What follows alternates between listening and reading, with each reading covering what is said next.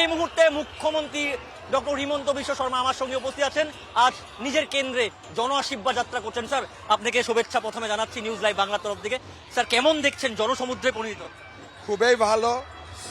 সবাই ঘর থেকে বাইরে আছে, সবাই আমাকে আশীর্বাদ দিয়েছে।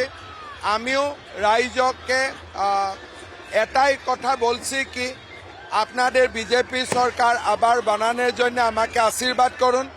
আমি যতদূর সম্ভব হয় আপনাকে সেবা করার জন্য চেষ্টা করব।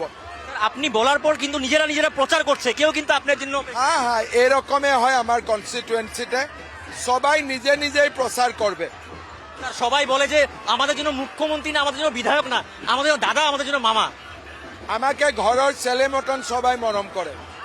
ধন্যবাদ স্যার, নিউজ লাইভ বাংলা তরফ থেকে আপনাকে ধন্যবাদ। এই ছিল মুখ্যমন্ত্রী ডক্টর হিমন্ত বিশ্ব শর্মা। আর তিনি আজ এইভাবে নিজের কেন্দ্রে আজ তিনি যেই প্রচার না, তিনি আজ জন আশীর্বাদ যাত্রা, সেই জন আশীর্বাদ যাত্রা তিনি করছেন।